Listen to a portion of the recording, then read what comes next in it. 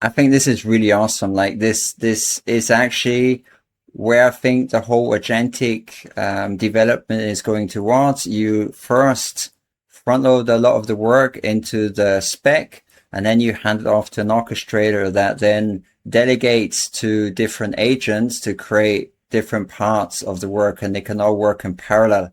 That app was built by 5 agents from a spec recipe like this one. This is the WinVoCode spec recipe. You will find it in my GitHub. And in the first part of the video, I'll show you how I'm actually speccing a brand new app using the spec-driven development approach. And in the last part, I'll show you how to actually build or rebuild any app using a spec recipe. This is Claude interviewing me about an app I haven't built yet, a validation engine. And every answer gets written into a spec. And when it's done, I hand this markdown file to a fresh agent orchestrator that builds the whole thing. In the last video, I showed you why I stopped vibe coding. And in this video, I want to show you the exact method I use for spec-driven development.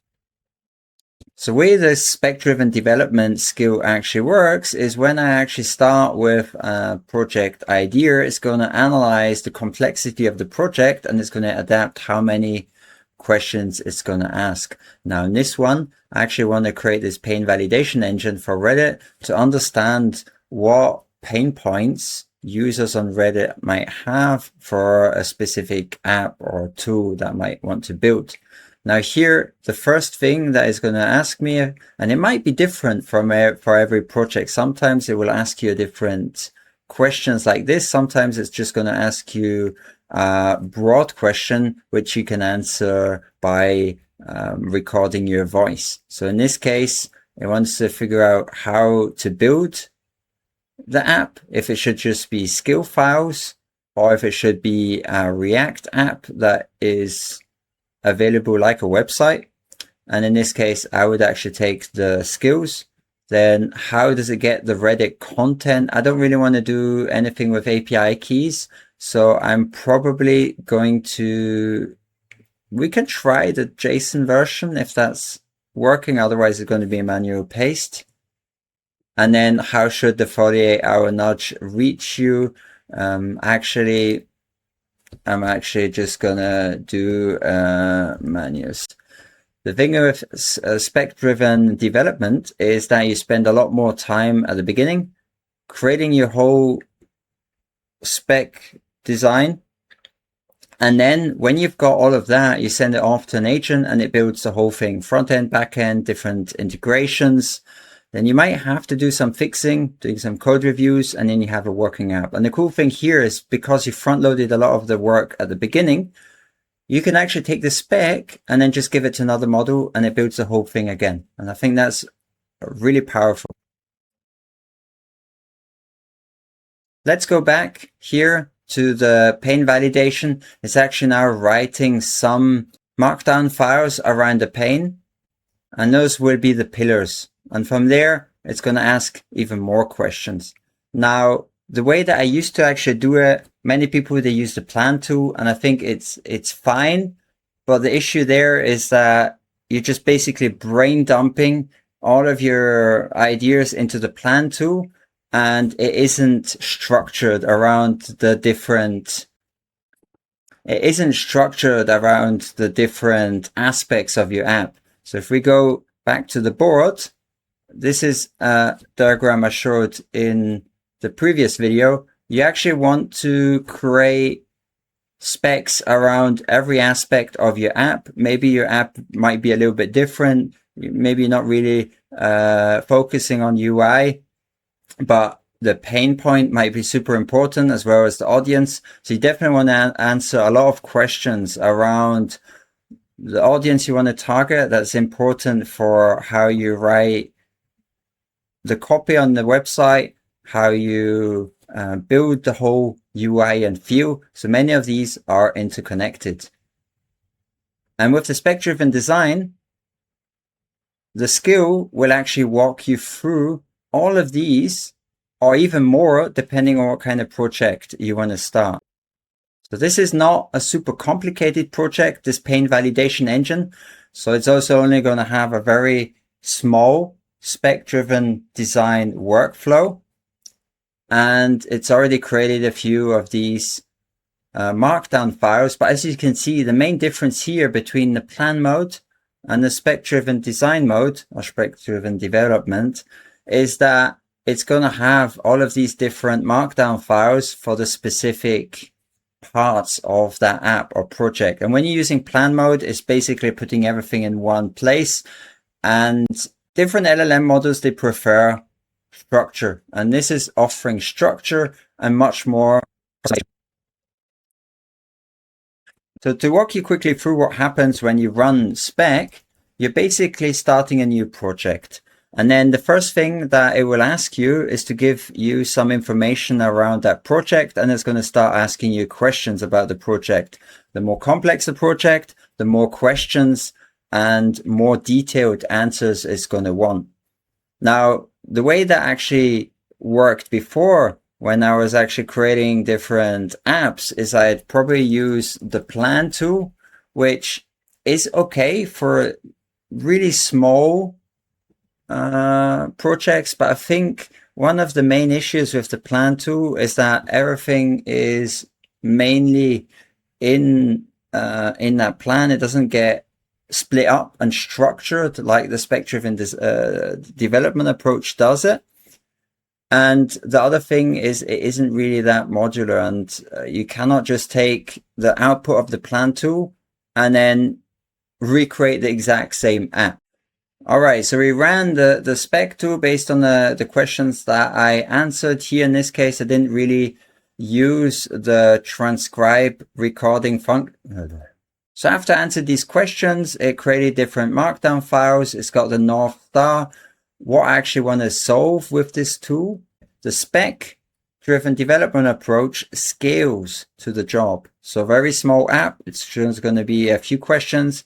A large app, you're going to be maybe spending a few hours answering all of the different questions, going even deeper and deeper into the different domains. So if we go back to one of the previous diagrams I shared in last video, here's the anatomy of a spec. So like I shared with you, the markdown file we just created, the vision and North Star that gets created. And then depending on what you're building, you might have or you might not have the audience. So if it's maybe a website, you probably have the audience. So if it's a web app, then pain, what are you actually solving? This is very often part of the spec UI and feel user journey. If you want to sell something, front end and then back end is very often always part of it, where you talk about what kind of tech stack you want to use and so on. Then the most important part, this is the key aspect of what makes the spec-driven development method so good, is the whole interview aspect. So basically you get the model to interview you, it gets more context, and then with that context it can ask you even more questions to dive down and get into the deep weeds of what you actually want to build.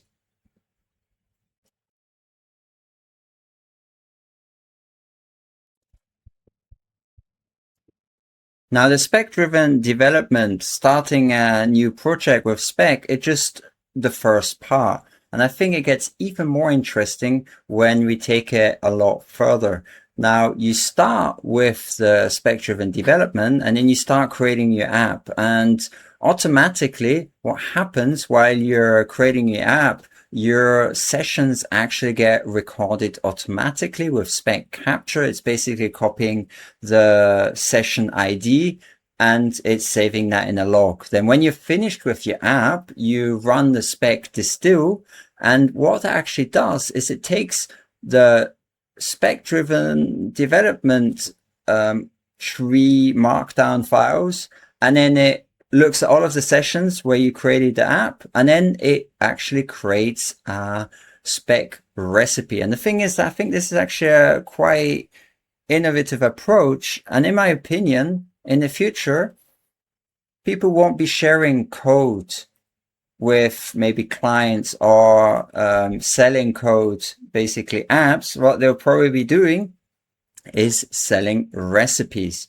And I think this is actually really interesting is because you can have a recipe for a working app, and then you can run it on a model like Opus 4.8, and in a year you can maybe run it on the same spec on model maybe Opus 5.5 or something like that. So instead of actually throwing away the prompts, throwing away all of the planning, you can take it a lot further and then use the spec-driven development files that you create as well as all of the sessions and then create our recipe. And this is actually what I'm going to show you how I actually did this and what this actually looks like in practice. So I've got what I'm actually going to do is here I'm actually going to say, can you show me the WinVoCode retro spec markdown file here? It's in the code build folder.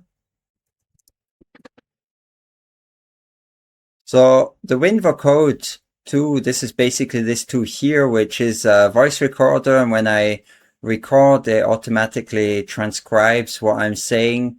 I'm using Grok Whisper. It's completely free, which is pretty cool. And this spec recipe here, which I'll be sharing on GitHub and you can install on your computer. It doesn't really matter if it's a Mac, if it's a Linux or a Windows. And that's the beauty of not only the spec-driven development, but if you take it further, these spec recipes that you can share with different people, you can create the whole app and then share it with anyone, and then they let their model build it on their machine.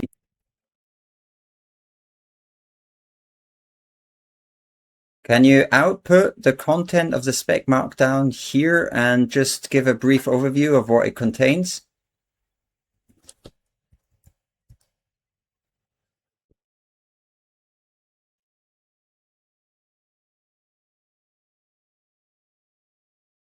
If you actually want to have a very, very similar Claude Code setup that I have here,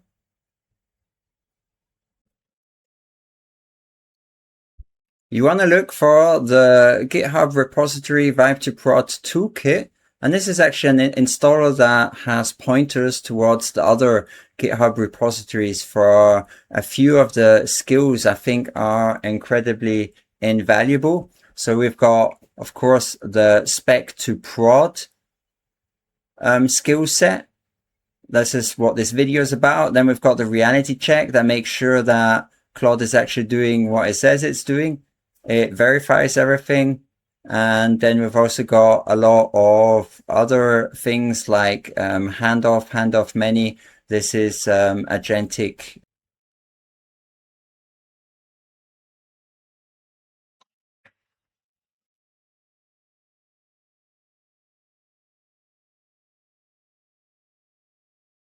Now, if we go back to the Claude Code, it output the spec recipe for WinVoCode. It is quite complex if you look at it because it looked also at the session output and it creates a very, very compact recipe, which is a very complex prompt, if you want to call it that, with exact guides, no code, but exact guides on how to rebuild the whole thing.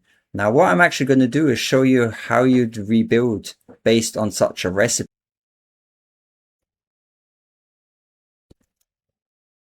So I want to actually rebuild this WinVoCode. We're going to call it something else. We're going to call it Winamp Swarm, as I want to demonstrate how with an agentic swarm, we can rebuild this whole app very, very fast.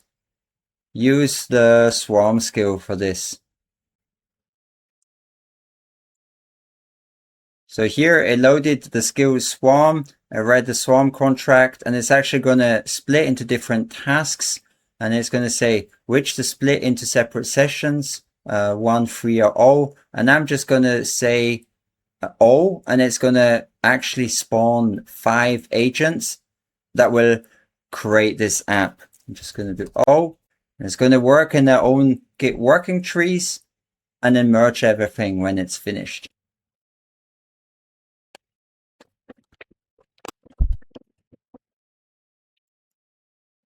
So the Swarm contract was written, and it's going to orchestrate the rebuild with 5 agents.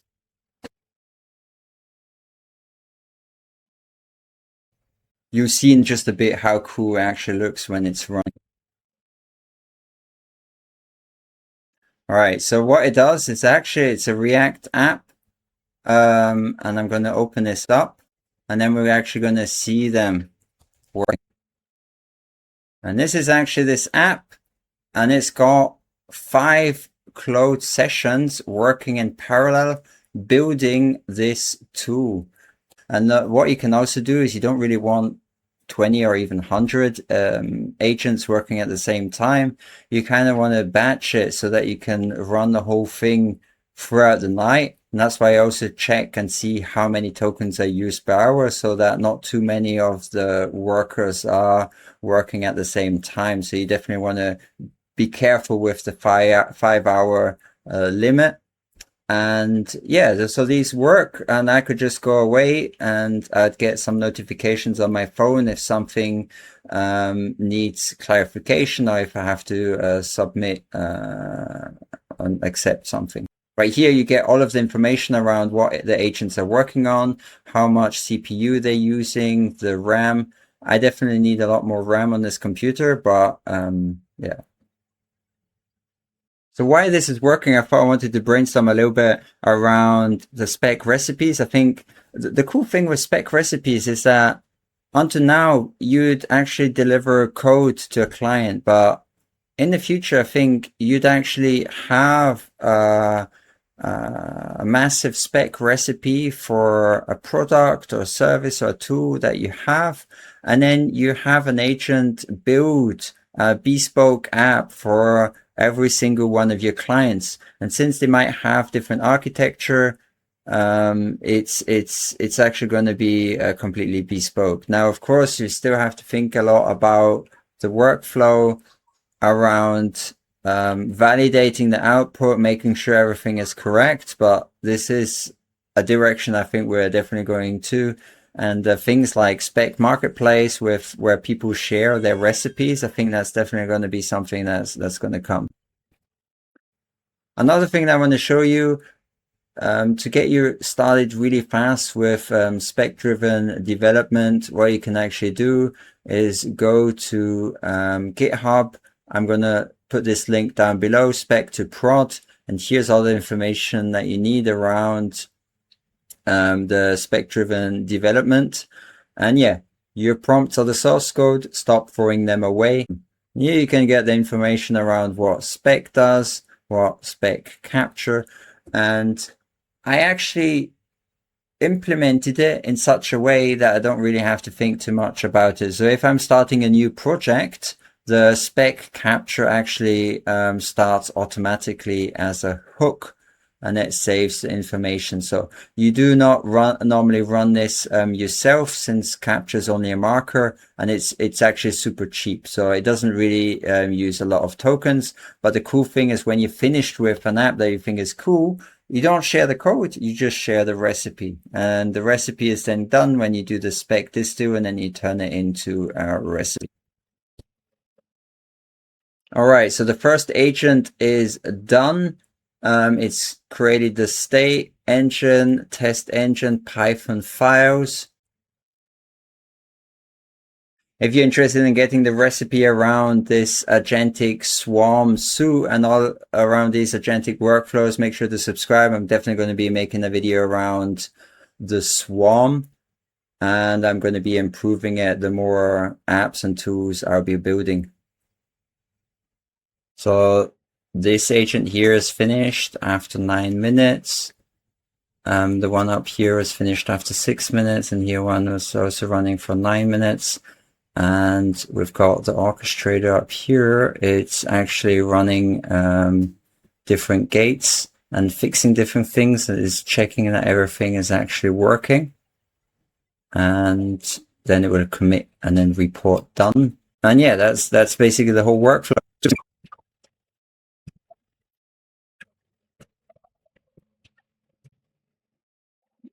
All right, committed and report as done. This is a workflow that I'll be using a lot when building new apps and then building new features, as it allows me to orchestrate the whole production of the app a lot more efficiently, and also make sure that every session is only using a little bit of its context, because people say, or I've noticed that if a session goes above the 30%, the LLM gets a bit dumber and also has to carry a lot of context. And by splitting up the tasks onto many sessions, it's actually a lot cheaper in the long run.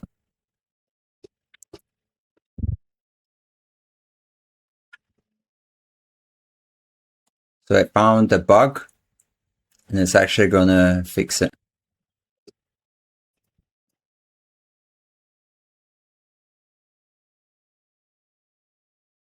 All right, now let's report done, and we can see the final output.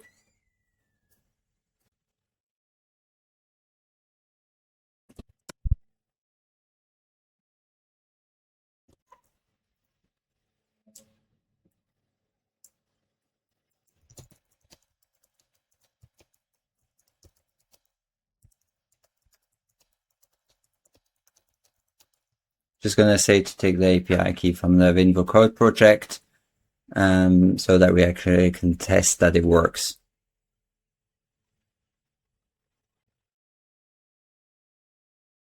All right, so it's done. We go back to the main session that orchestrated the whole swarm, and it's built. It took around 20 minutes with 5 agents in parallel, all gates verified, and that's pretty cool. And we're going to say, now we're going to have to say the same thing again. I use the WinVoCode Grok API so we can test it here.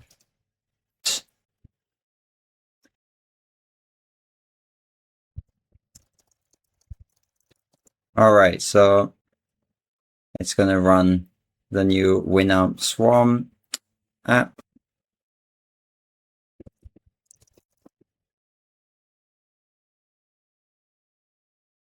All right, so this is the output of the spec recipe. Now, of course, someone could give their own design. Let's see if it works. All right, I'm actually going to build a new tool, and I want to see if this transcribing function is working. And yeah, I'm going to just ramble on a little bit, and then let's see.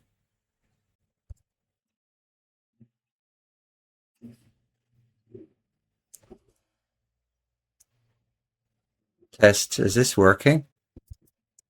All right, so it works, and this is basically the complete output of our recipe that we created using the spec-driven development approach with the distill. So you've got the recipe of the app. Every output might be a little bit different if you don't provide any design guidelines. And here it just took inspiration and just created its own version of Winamp. And then, yeah, we can see if this is working. So you just have to click on record, and then you can brain dump all of your ideas for your spec-driven development approach. And then when you click on stop, you can actually paste everything in here. And that's, I think it makes the whole process a lot faster. You'll find the link to the Spec to Prod a GitHub repository in the description. Just go here, and the easiest way to install it is basically grabbing this URL here, copying that into Claude, and then basically saying here, yeah, can you install this for me? Walk me through the whole installation and explain how it works as well.